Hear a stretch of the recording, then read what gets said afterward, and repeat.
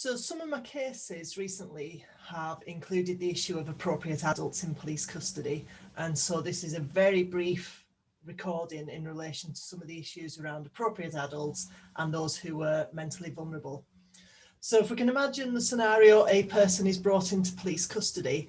The first thing to establish is, have they been detained under Section 136 of the Mental Health Act? So they've been brought to the place of safety aspect, or have they been arrested and they're being brought to police custody in relation to being pursued in relation to a crime or enquiries about a crime? So therefore they're detained under the Police and Criminal Evidence Act of 1984. Now, the principle is the custody sergeant rules the roost, and anybody else involved in the process merely acts as guidance and advice to the custody officer. But the custody officer's primary role is to ensure the safety and the PACE compliance for the detained person. So it's Code C of the Police and Criminal Evidence Act which is relevant for the person being detained in police custody. And the custody officer must perform functions in relation to the codes of practice that go with the Police and Criminal Evidence Act. Now that's quite clear in that code, that if there's any suspicion of mentally vulnerable, in the absence of clear evidence to dispel that suspicion, that person needs to be dealt with as a mentally vulnerable person. Now, where confusion sometimes happens then, the person might be appearing to have mental ill health issues for the police. So they then call a healthcare professional to come and have an initial assessment of the person, because they might then be wanting guidance and advice in relation to, do we need to then pursue this further to a Mental Health Act formal assessment? So in the initial response, the healthcare professional might be a doctor, or it might be a custody nurse or a custody paramedic. All of those different roles all come under the heading of healthcare professional. So the healthcare professional turning up, now this isn't a person who's trained under the likes of the PIP levels for professionalising investigations, and neither are they thinking from the investigative strategy or in relation to PACE. They are healthcare professionals and are primarily looking at this person in relation to health and care under the likes of the Mental Health Act and the Mental Capacity Act, not thinking about PACE and the investigative process that the police are focused on. So the healthcare professional might have that initial screening assessment with the person and decide that there's no grounds in relation to pursuing an assessment under the Mental Health Act. But that doesn't negate the need to establish that the person is still mentally vulnerable in relation to the codes of practice under PACE and the requirement for an appropriate adult.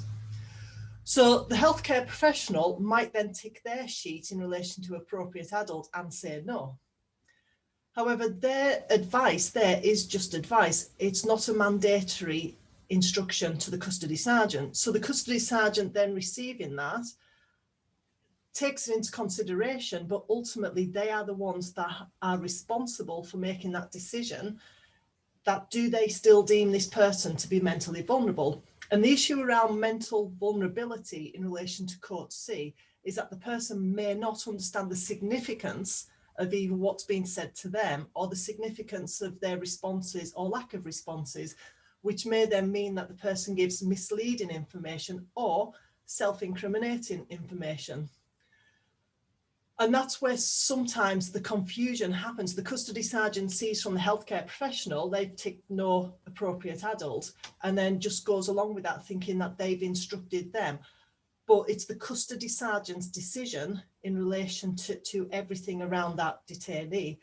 Every other discipline that's involved in the process is merely advisory to the custody sergeant. So the decision rests with the custody officer.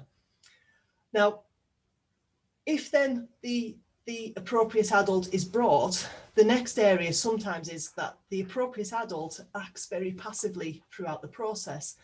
But the appropriate adult can inspect the custody record as soon as is reasonably practicable at the custody office, And they can also see the risk assessment in relation to the person, because they may be able to provide relevant advice and guidance to the custody staff as well.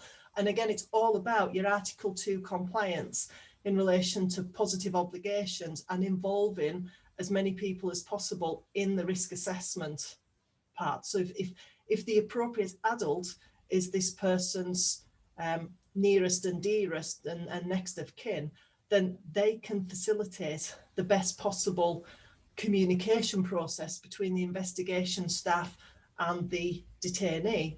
And it's also about acting in the best interests of the detainee.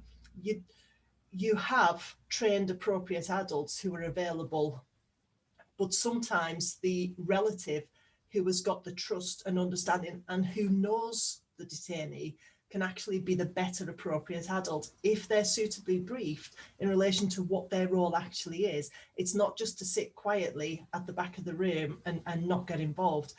They're there to give advice and assistance to the detainee, to act in the best interests of the detainee and to facilitate that communication. So it's just about that clarity of roles, and that your healthcare professional, they're there primarily assessing the health and the care of the detainee in relation to being mentally disordered or mentally capacitated, so Mental Capacity Act side or the Mental Health Act side. And they're also under the guidance from the British Medical Association guidance in relation to what advice they give. And even in the British Medical Association guidance, it states that the responsibility for initiating the appropriate adults is in relation to the custody officer. So bringing it back, there's a difference between someone who is mentally vulnerable and the issues around mentally disordered. Mentally disordered comes under the Mental Health Act, or there's issues in relation to capacity under the Mental Capacity Act, whereas a custody staff and custody sergeant in relation to the investigative process and the dealings within police custody, they need to be thinking about mental vulnerability, which then means a lot more people really fall into that mentally vulnerable category. Now, hopefully that's a very quick tutorial in relation to mental vulnerability within the police custody area. I'm quite happy to discuss it further if anyone wants to.